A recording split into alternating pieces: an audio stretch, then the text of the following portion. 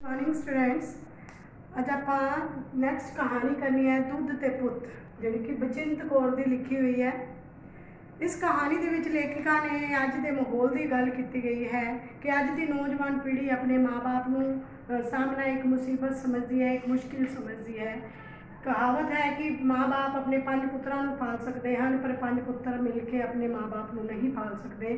उस कहावत को इस कहानी के विच उन्होंने जिक्र किया गया है। इस कहानी के विच एक बाबे की कहानी दसी गई है कि उसके 5 पुत्र हैं, पर 5 पुत्र ही उसनों जिहड़ा साਂभ नहीं सकते हैं। एक पुत्र के घर टिकता है, फिर अगले घर जाता है, अगले घर, पर उसकी जी पूजा सेवा है जी वो नहीं की जाती। उसनों बड़ा दुख महसूस होता है, सोचन से मजबूर हो जाता है कि अज की नौजवान पीढ़ी है जी वो अपने पुत्र माँ बाप को जी उन्हें साਂभ नहीं सकती है।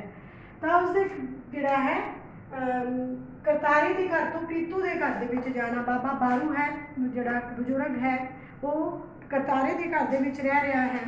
मई की 5 तरीक हो चुकी है। तो इस की कहानी के विच एक फैसला लिया जाता सी, 5 भरावां का फैसला है जोड़ा वो कहा गया कि जो उन्होंने माँ मरी सी तो 5 भरावां ने उत्थे बैठ के फैसला किया सी कि असी अपने पिता को 3-3 महीने रख के रोटी देंगे, अपने घर के विच रखांगे और रोटी देंगे। तो ये 5 भरावां का फैसला जोड़ा माँ के मरण से किया गया सी। तो हुण जोड़ा बाबा बारू सी करतारे के घर के विच रह रहा सी। करतारे के घर के विच रहिंदे उसनूं 3 महीने हो चुके सन। तो मई की 5 तरीक हो गई सी, तो 1 तरीक तो ही उसने अगले घर के विच चले जाना सी, पर 5 तरीक हो गई सी। तो इसलिए करतारा है जोड़ा अज बाबे बाबू बारू को कहता है कि तुहाडा अगले घर के विच जाण दा समय हो गया है। करतारे की वोटी का नाम है इत्थे विद्या। विद्या है जी उस नाल औखी सौखी बोल रही सी क्योंकि वो 3 महीने उसने बिता चुके सी। तो हुण बाबे जोड़े करतारे के बच्चे भी ने वो भी बाबे दे नाल गलबात नहीं करते हैं। और वो एक दिन करतारे ने जोड़ा कह दिता कि तुहानूं हुण अगले घर के विच जाना चाहिए है।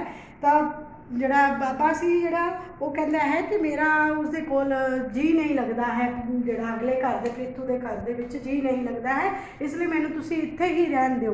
पर करतारा है जोड़ा वो नहीं मनता है। वो कहता है कि अपना जोड़ा फैसला होया सी 5 भरावां दे विच कि बाबा जोड़ा है तैनूं 3-3 महीने करके ही रखा जाएगा, इसलिए तुहाडा अगले घर के विच जाण दा समा हो गया है। तो बाबा ना चाहते हुए भी प्रीतू के घर के विच चला जाता है।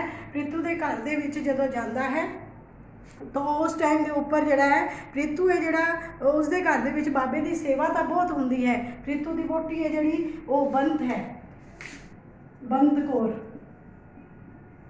वो भी बाबे की बहुत सेवा करती है और बाबे की सेवा करने वास्ते अपने बच्चों को भी कहती है और बच्चों को सीख दिंदी है कि जिन्नी तुसी बाबे की सेवा करोगे उन्ना ही तुहानूं चंगा फल मिलेगा। तो बाबे बच्चों को समझाती है, चाह पानी भी दिंदी है, कपड़े धो के पाउंदी है बाबे नूं, तो उन्ना ही उन्होंने जोड़ा चंगा भी लगता है बाबे नूं। पर जोड़ा प्रीतू है, प्रीतू जोड़ा है वो शराबी है, शराब पींदा है और जो शराब पी के रात को घर आता है अपने बच्चों को मारता है, अपनी वोटी को मारता है, कुटता है, गाली गलोच करता है। और उस तो बाद जो उसके बच्चे ते पत्नी कोई जवाब नहीं देंगे तो वह बाबे के दुआले हो जाता है। तो बाबे को भी वो मारता है, कुटता है या मंजे को ठुड्डा मारता है और मंजे को ठुड्डा मार के कहता है कि होर तू कितनी देर मंजी पूजनी है, कदों जाना है। तो जो इस तरह करता है तो बाबा है जोड़ा वो अंदरों अंदरी डर जाता है और वो रो उठता है। तो उसनों लगता है कि 80 साल है जोड़े उसने अपनी मिट्टी उसके शरीर है जोड़ा वो मिट्टी हो चुका है।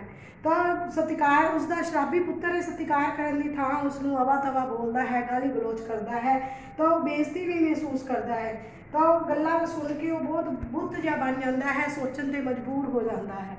और प्रीतू के घर 3 महीने बिताता है, उस तो बाद त्रिलोके के घर के विच जाना होंदा है। उसने 3 महीने बीतन तो बाद वो त्रिलोके के घर जाता है और त्रिलोके के घर के विच वो बाबे बारू नूं जिहड़ा है वो चंगी तरह उसकी सेवा होंदी है।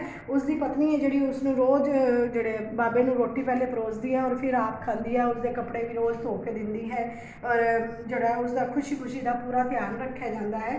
पर बाबे नूं इस तरह महसूस होता है कि तरलोके के घर दे विच उसकी जिहड़ी पूजा हो रही है वो किसी गुग्गे की पूजा हो रही है, किसी संत महात्मा किसी परमात्मा की पूजा हो रही है।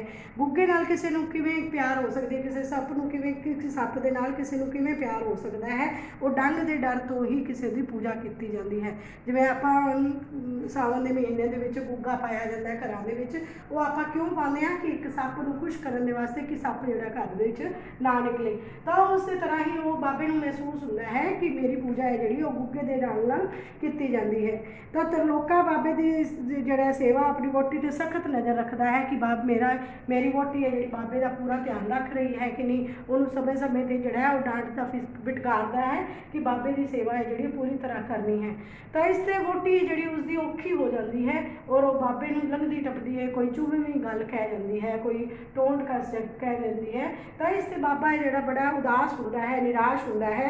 तो वो कहती है कि बाबे तू साडे वास्ते भला सारी उम्र विच कीता ही की है, सारे नालों घट पिंड दे विच जमीन है जिहड़ी वो अपने कोल है।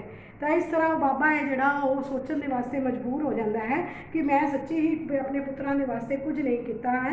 तो ये कहता है कि तरलोक सोचण दे मजबूर हो जाता है कि तरलोके के घर दे विच जिहड़ा वो रह रहा है तो उसकी तनख्वाह तरलोके की बहुत घट है, उसने अपने बच्चों भी पालना है।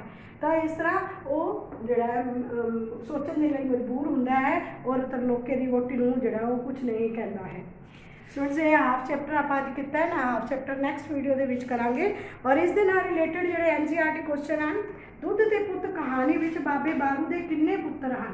तो आप पढ़िया है कि बाबे बारू दे 5 पुत्र हैं ते दुध ते पुत कहानी दे विच। इस कहानी में बापू अपने सैकेंड क्वेश्चन है जो अज आप नहीं पढ़िया है, लैसन नहीं पढ़िया, इसलिए सैकेंड क्वेश्चन नहीं बनता है। थर्ड क्वेश्चन है माँ के मरण तो बाद पुत्रा ने की फैसला किया। आप पढ़िया है कि माँ के मरण तो बाद पुत्रा ने फैसला किया कि 3-3 महीने बाबे को अपने घर के रख के रोटी देंगे। इस दसन वाला ये है कि बाबे बारू के 4 पुत्र ने जोड़े वो इतने ही रहते हैं और ब्याहे हुए हैं, इसलिए 4 पुत्रों के घर 3-3 महीने रहेंगे और 5वां पुत्र जो बाबे का बाहर गया हुआ है वो उसका ब्याह नहीं होया, इसलिए 5वें पुत्र के घर वो नहीं जाता है। और फोर्थ क्वेश्चन है बाबे बारू प्रति उसके प्रीतू पुत्र का क्यों जिहा व्यवहार है। आप पढ़िया है प्रीतू के घर जोड़ा उसकी पत्नी है और उसके बच्चे बहुत सेवा करते हैं, उसको चाह पानी भी देते हैं, पर प्रीतू पुत्र है जोड़ा वो शराबी है, शराब पी के बाबे बारू को मारता कुटता है या मंजे में ठुड्डा मार के कहता है और कितनी देर मंजी पूजनी है। तो इस तरह उसके घर का माहौल है जोड़ा बहुत खराब सी, उसके नाल गलत व्यवहार करता सी। स्टूडेंट्स ये 3 क्वेश्चन ने जोड़े तुसीं करने हैं कॉपीज़ के उपर, बाकी नैक्सट क्वेश्चन है जोड़े आप नैक्सट वीडियो के करांगे और इस जिन्ने रिलेटेड एसेंशियल क्वेश्चन है वो तुसीं रिवाइज करने हैं। Thank you.